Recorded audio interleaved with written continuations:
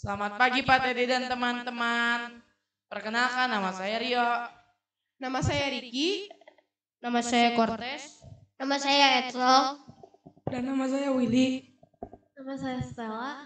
Nama saya Faye. Who we are? We are Australia. Australia. Dan hari ini kami ingin memberi kalian lihat drama yang telah kami buat. Menyaksikan.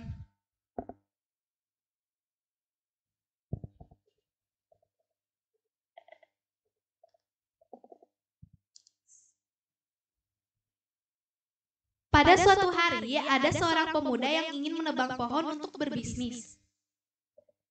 Erik, kayaknya hutan ini nggak kepake. Kita tebang yuk. Lumayan juga bisa bikin kertas. Ayo, lumayan bisa dapat uang juga. Ayo. Mereka pun lalu menebang pohon di hutan itu sampai habis. Demi uang, mereka pun menjualnya. Saat malam hari, hewan-hewan balik ke hutan dan menyadari bahwa tempat tinggalnya sudah ditebang.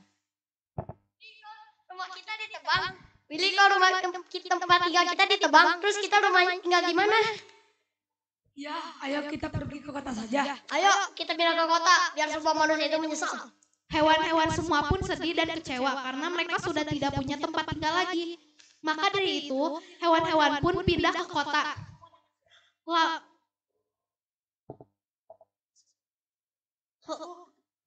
Lama-lama, kota menjadi rusak juga karena hewan-hewan semua pindah.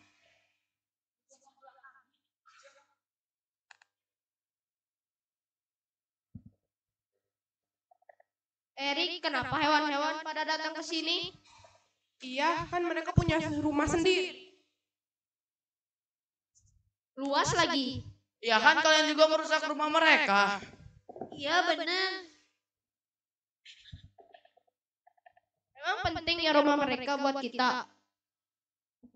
Iya, gak jelas. Yaudah serah kalian. Akhirnya mereka pun mengusir para binatang dari kota. Para binatang terpaksa meninggalkan kota karena para penedang itu memaksa mereka untuk mengusirnya. Para penebang pohon terus menebang pohon sampai akhirnya mereka semua sesak nafas. Dan para warga pun menyalahkan mereka berdua. Betul. Betul. Udah Stella. Tidak ada gunanya kita mengomeli mereka. Kan masalahnya juga sudah terlanjur. Iya juga ya. Gimana kalau kita melakukan reboisasi? Boleh juga kayak gitu. Teman-teman setuju nggak? Setuju. Ayo tuh kita tanam pohon-pohonnya kembali.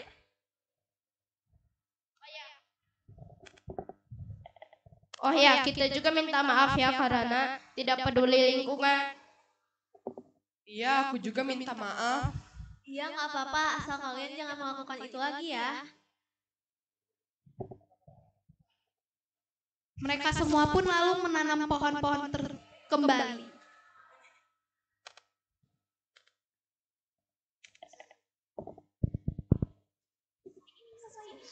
Teman-teman, kita harus selalu mencintai apa yang Tuhan ciptakan untuk kita rawat.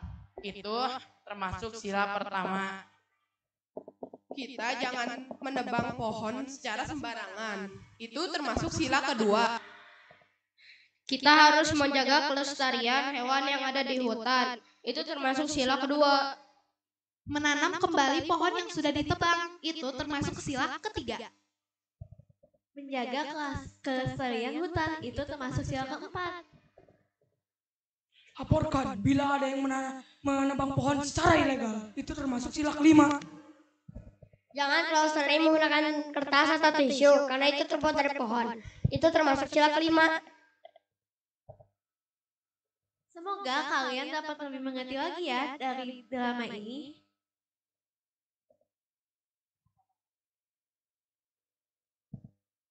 Sekian, terima kasih. Sekian drama dari kami. Terima kasih. Terima kasih. Dan sekarang kami ingin mempresentasikan 10 pertanyaan. Mulai dari saya. Emisi gas rumah kaca di Australia per wilayah. Australian Capital Territory atau ACT menghasilkan 1 ton emisi per tahun. Northern Tasmania menghasilkan 2 ton emisi per tahun. Northern Territory menghasilkan 5 ton emisi per tahun. South Australia menghasilkan 20 ton emisi per tahun. Victoria menghasilkan 100 ton emisi per tahun. Western Australia menghasilkan 110 ton per tahun. Queensland menghasilkan 160 ton emisi setiap tahun. New South Wales menghasilkan 180 ton emisi per tahun.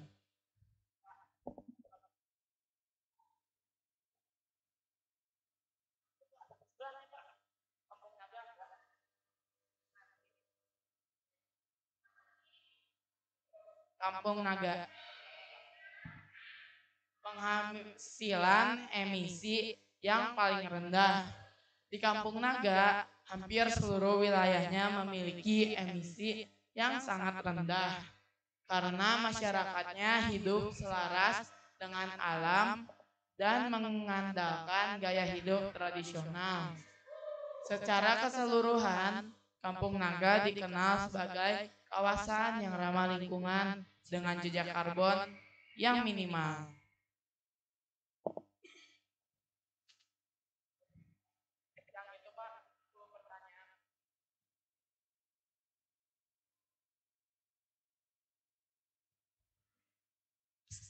Sekarang saya akan menjelaskan emisi tertinggi di wilayah Australia. Yang pertama adalah New South Wales, sebanyak 150 juta ton karbon dioksida. Salah satu wilayah dengan emisi terbesar di Australia, berperan besar dalam kontribusi emisi nasional. Yang kedua, Victoria, sebanyak 120 juta ton karbon dioksida. Ini merupakan wilayah dengan emisi cukup tinggi, kedua setelah New South Wales. Yang ketiga, Queensland, sebanyak 200 juta ton karbon dioksida. Wilayah ini menghasilkan emisi karbon dioksida tertinggi di wilayah Australia dan mencerminkan tingkat industri dan populasi yang besar. Yang keempat, Western Australia sebanyak 170 juta ton karbon dioksida. Salah satu kontributor utama emisi dan terutama karena sektor pertambangan dan energi. Ini adalah semua emisi yang berada di wilayah Australia dari yang tertinggi hingga terendah.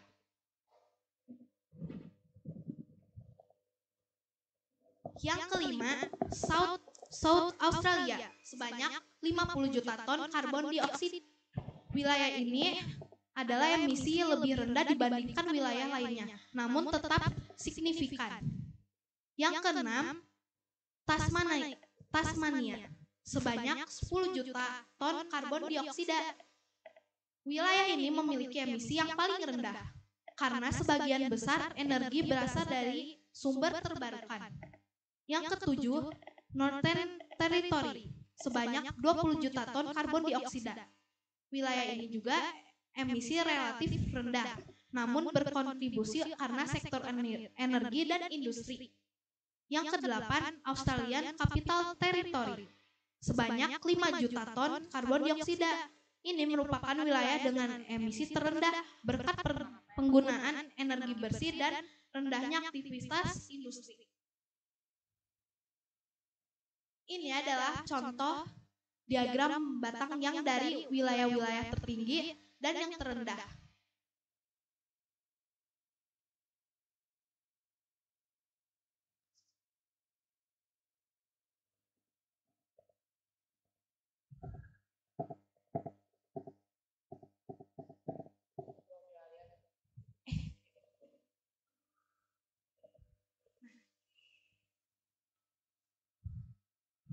Yang pertama, wilayah dengan emisi paling rendah ada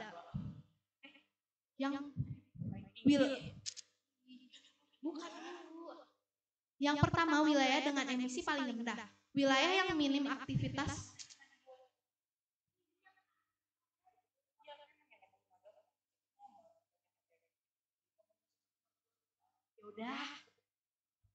Yang kedua, wilayah dengan emisi paling tinggi. Wilayah yang padat dengan aktivitas manusia seperti dapur umum atau tempat berkumpul masyarakat cenderung menghasilkan emisi lebih tinggi.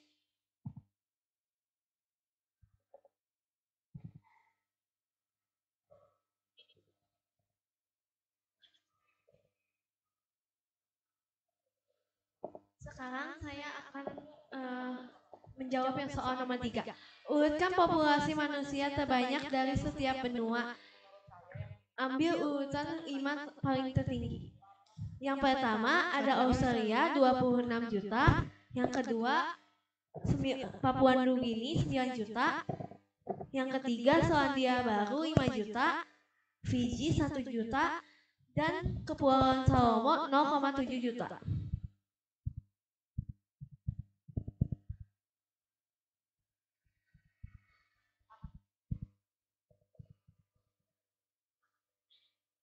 Ini adalah diagram lingkaran jumlah populasi di tahun 2024 di benua Australia yang telah saya buat.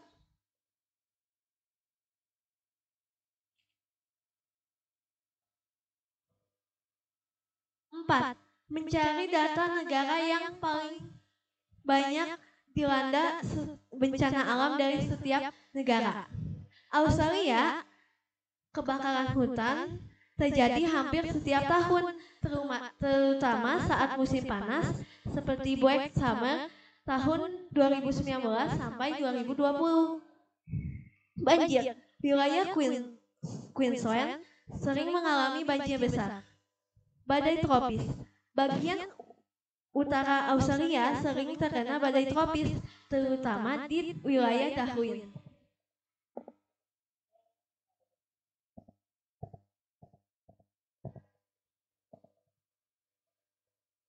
Ini adalah diagram batang jenis-jenis bencana alam di benua Australia yang paling terkenal.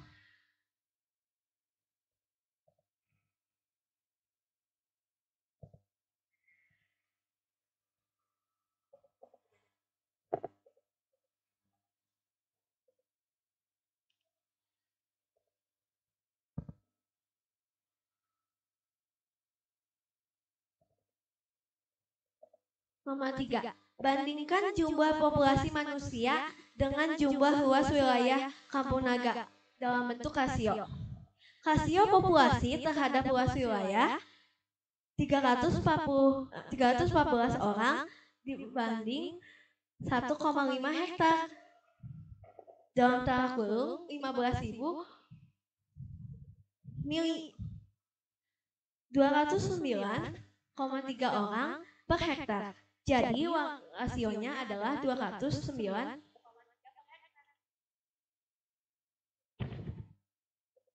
Nomor 4. Apakah Kampung Naga pernah dilanda bencana alam? Ya, Kampung Naga pernah dilanda bencana alam, yaitu banjir bandang. Banjir ini terjadi karena luapan sungai yang jebolnya tanggul.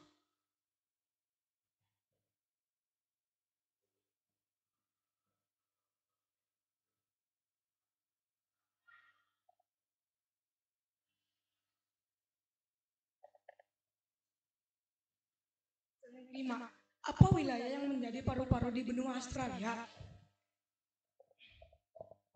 Wilayah yang sering disebut sebagai paru-paru benua Australia adalah hutan hujan Daintree di Queensland. Hutan hujan Daintree dianggap penting karena memiliki keanekaragaman hayati yang tinggi dan menjadi tempat berbagai spesies tumbuhan dan hewan endemik. Selain itu, beberapa kawasan lain seperti Taman Nasional Blue Mountains di New South Wales dan Taman Nasional Kakadu di Northern Territory juga dianggap penting dalam menjaga keseimbangan lingkungan dan ekosistem di Australia.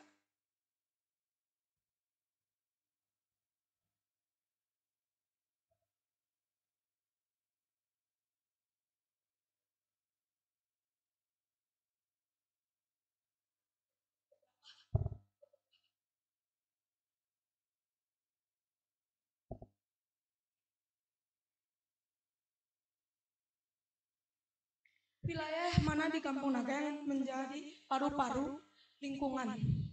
Wilayah yang menjadi paru-paru lingkungan di Kampung Naga adalah hutan terlarang, sungai, alam, dan pedesaan.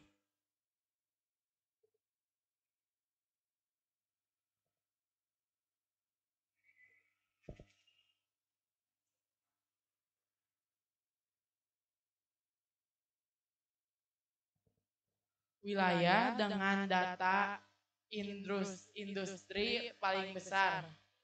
New South Wales menjadi wilayah dengan industri terbesar karena industri kreatif seperti film, televisi, dan industri kreatif lainnya berkembang di NSW atau New South Wales.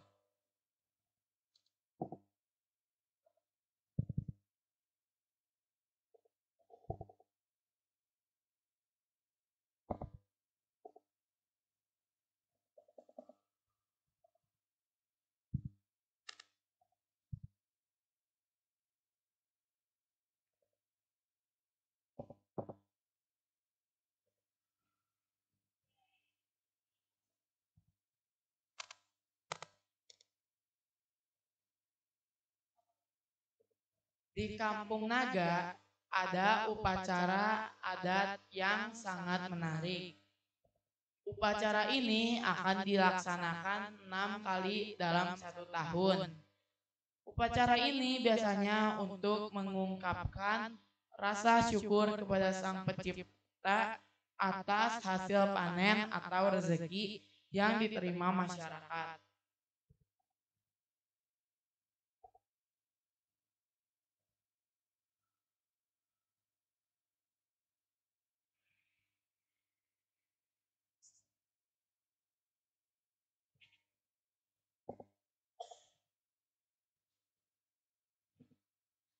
Pertanyaan nomor 7. Negara di benua Australia yang paling memanfaatkan wisata alam adalah Australia. Destinasi terkenal meliputi Great Barrier Reef, terumbu karang terbesar di dunia, Uluru, ikon batu raksasa, Kakadu National Park, satwa liar dan seni cadas aborigin, Blue Mountains, tebing dan hutan eukaliptus, Tasmania, Taman Nasional dan Hutan Belantara, Daintree Rainforest, hutan hujan tropis tertua. Pantai-pantai seperti Bondi Beach dan Gold Coast juga populer menjadikan wisata alam sektor penting di Australia.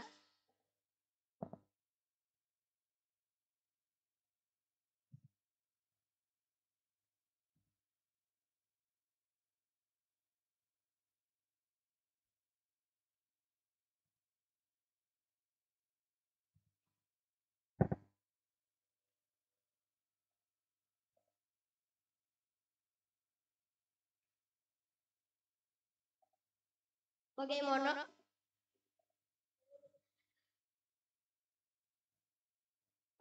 kondisi air di Kampung Naga? Volume, tingkat kebersihan, layak konsumsi. Bersih, layak pakai.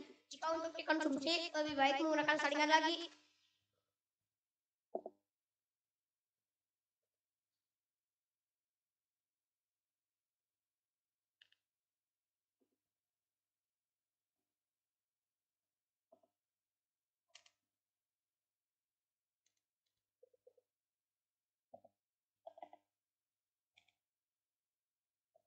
wilayah di Australia yang tanahnya subur, dan wilayah di Australia yang tanahnya tidak subur. Wilayah ini salah satu contohnya wilayah di Australia yang subur. Salah satunya ada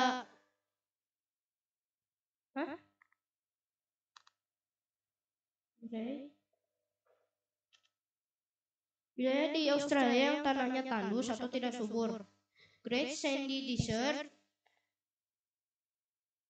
Terus ada Simpson Desert, Great Victoria Desert, Lustor Pine, Tasmi Desert.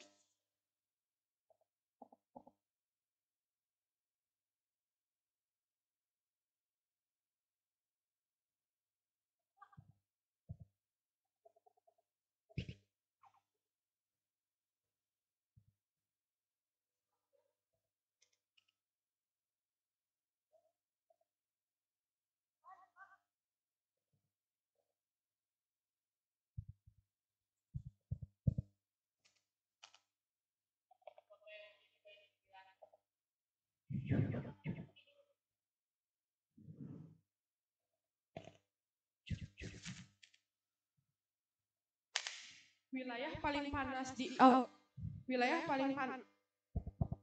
wilayah paling panas di Australia adalah Otnadata.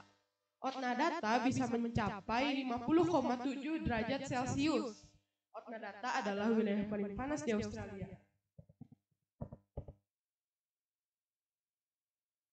Ini adalah diagram batang yang ada beberapa wilayah paling panas di Australia.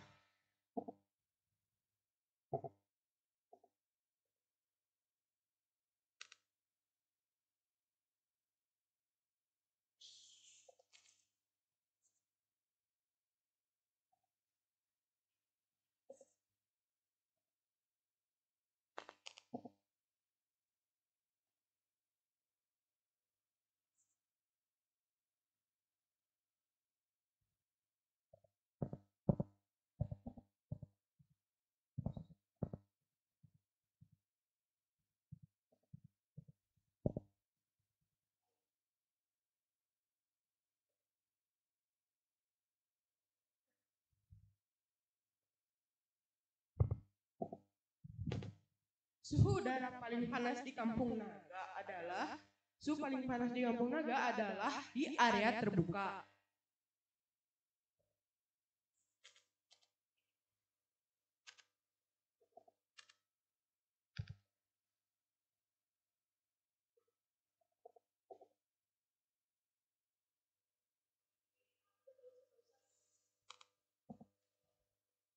Terima kasih Pak Teddy dan teman-teman. Sekian presentasi 10 pertanyaan dan Kampung Naga dari kami. Terima kasih. Dan sekarang kami ingin melanjutkan dengan hak dan kewajiban.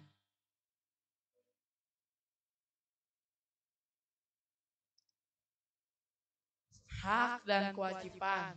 Butir-butir Pancasila.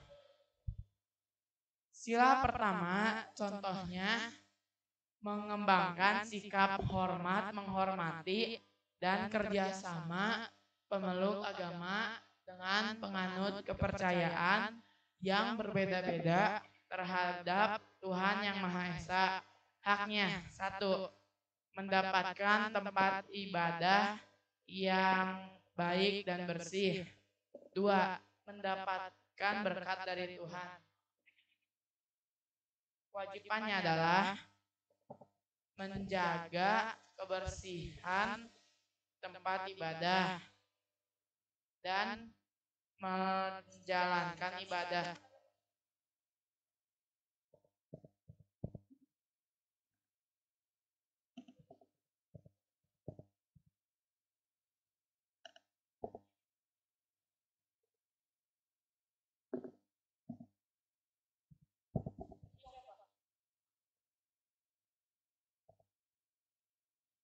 Kewajiban mengurangi penggunaan plastik. Haknya hak atas udara segar.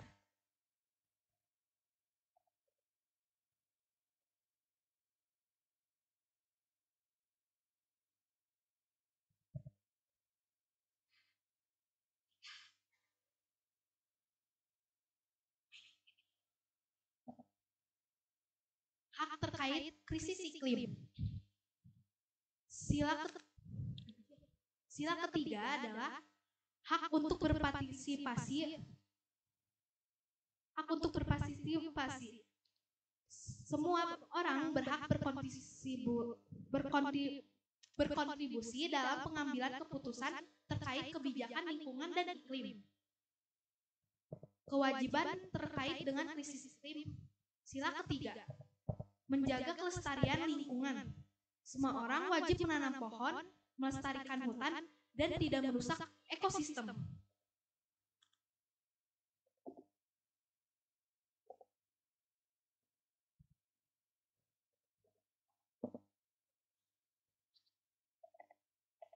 Hak untuk berpartisipasi dalam pengambilan keputusan.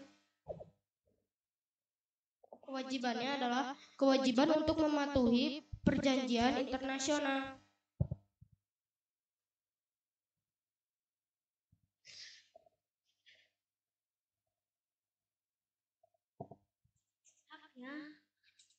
Haknya adalah perlindungan dari bencana iklim.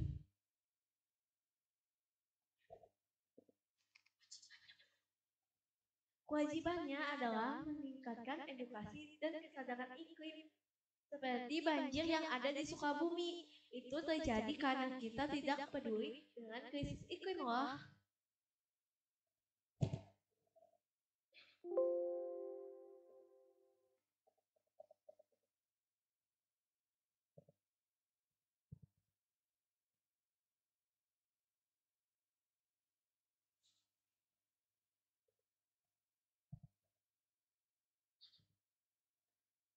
Mengembangkan sikap menghormati sesama pemeluk agama. Haknya adalah mendapatkan kesempatan beribadah. Kedua, berhak mendapatkan tempat ibadah yang nyaman. Kewajibannya adalah dapat menjalankan ibadah. Yang kedua, menjaga kebersihan tempat ibadah.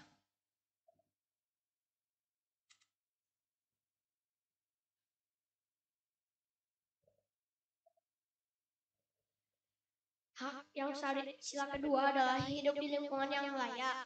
2. Diperlakukan adil dalam masyarakat. Kewajibannya adalah menjunjung tinggi nilai kemanusiaan. 2. Berani membela kebenaran.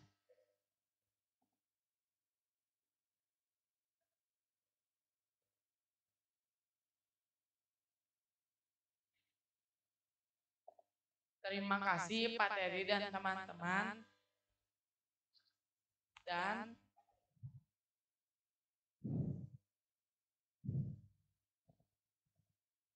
ini saya buat tokoh-tokohnya ada 1, Wansler.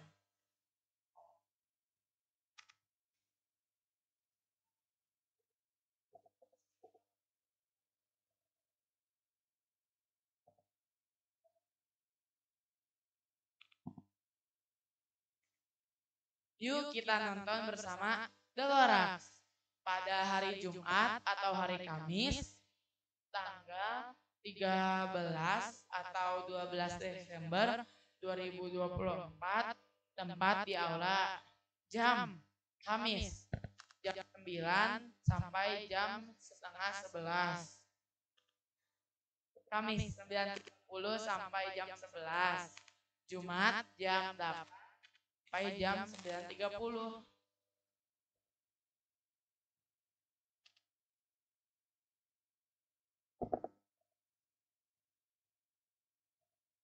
Mari kita nonton bersama film The Lorax.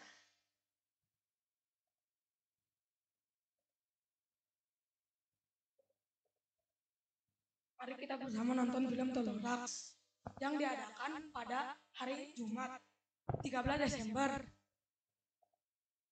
jam 8 sampai 11. Dan ayo kita menanam pohon agar supaya tidak ditebang.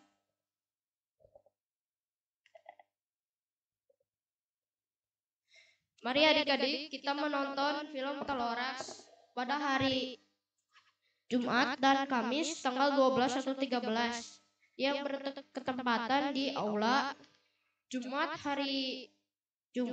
tanggal 12 dan jamnya adalah 8 sampai 9.30 atau 8.30 sampai 9.30. Lalu kalau hari Kamis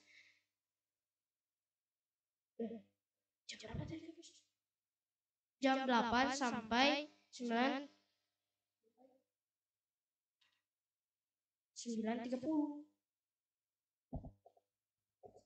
Ayo kita nonton film Delorax yang tayang pada hari Kamis atau Jumat.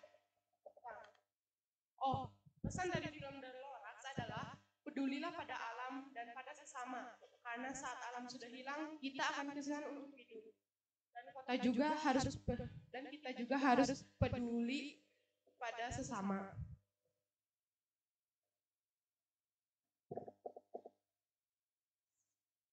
Terima kasih Pak Dedi dan teman-teman. Sekian dari kami tentang Delorax. Dan sekarang kami ingin membacakan Kampung Naga